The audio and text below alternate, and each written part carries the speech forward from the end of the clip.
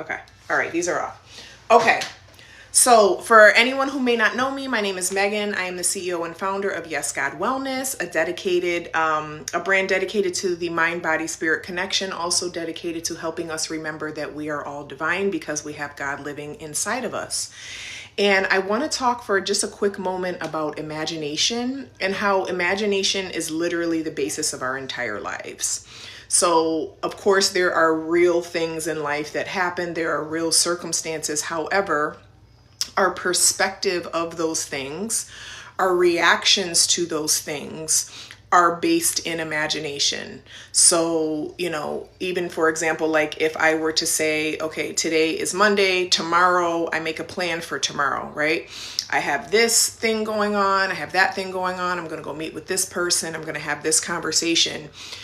Me thinking of tomorrow is using my imagination, okay?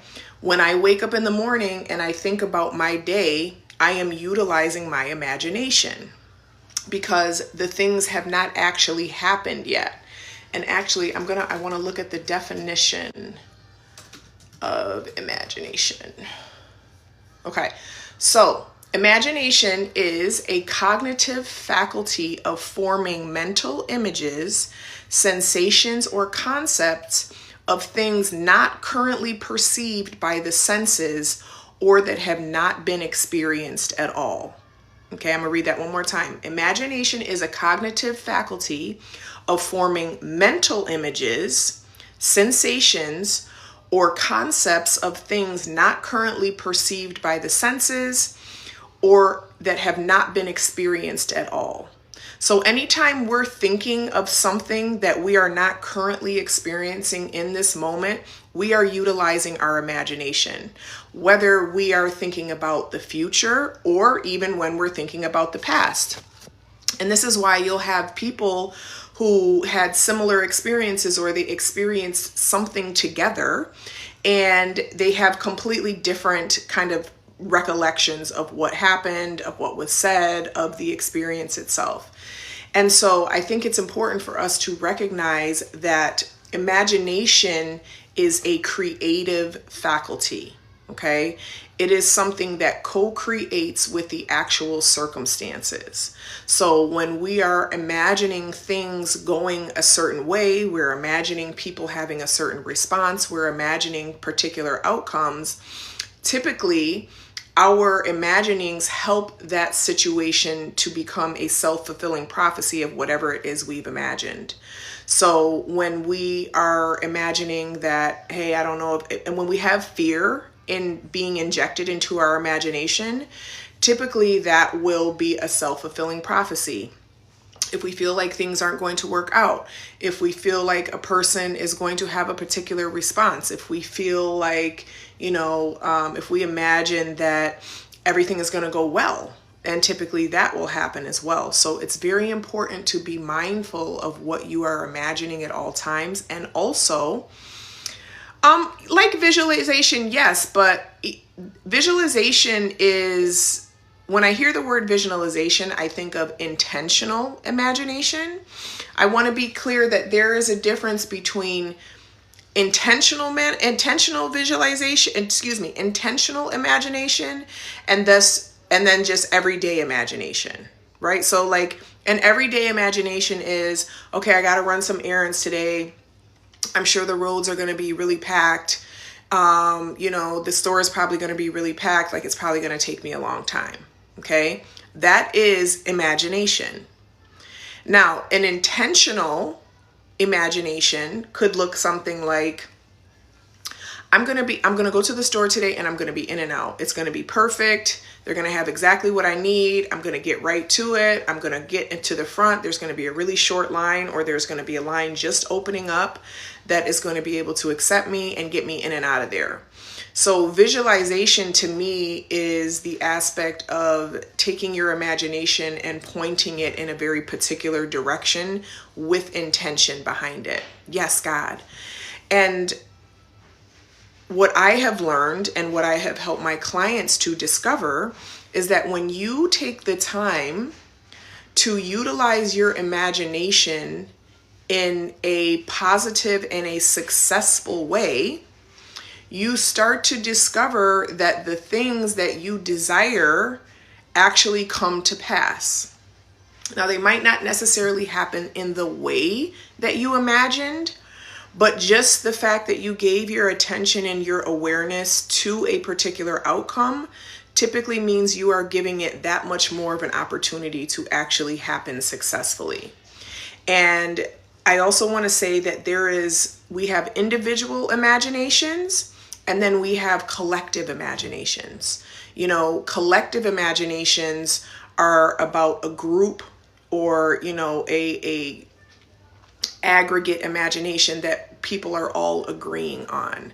So, when you have a town or a country or even the world, right, we have a collective imagination that's also happening. And it's very, very important for us to be mindful of who we are surrounding ourselves with, because imaginations bleed together. Okay, imaginations come together. We take on the consciousness, we take on the imaginations of the people that we spend the most time with. When we're hearing someone talk about something constantly, when we are, even if they're not talking about it, even if they're just thinking about it and dwelling on it constantly, that will begin to infiltrate our own awareness and consciousness. I've had several examples of this happen yesterday inside the Quantum Prayer Circle. We did a group assumption session, and it was amazing, and it was so incredible how we were able to pick up on each other's consciousness, and then random people inside this Quantum Prayer Circle that don't know each other outside of this place were able to pick up on one another's kind of imaginings and goals and intentions. And it was like really wild to see how we were basically kind of able to read each other's mind.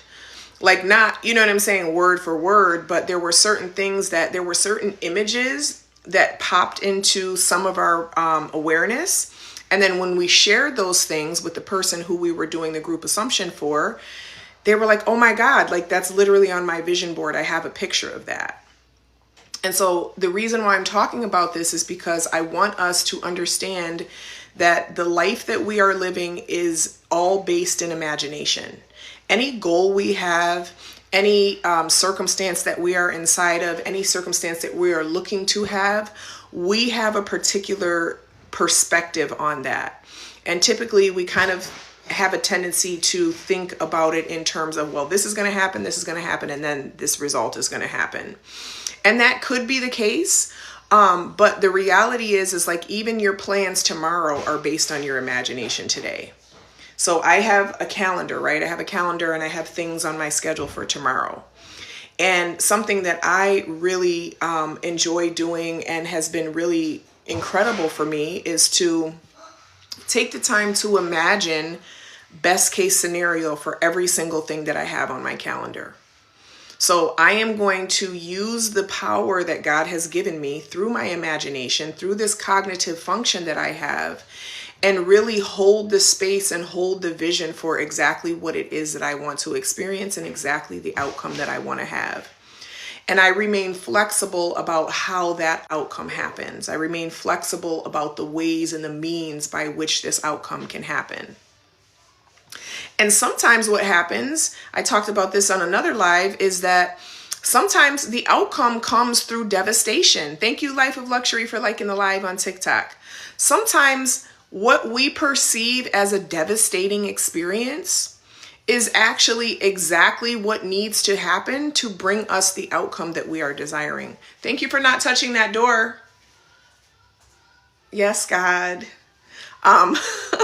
So it's very important for us to stay present and to stay grateful in all moments of life, even when things are not going well, even when it seems like things are crumbling down around us.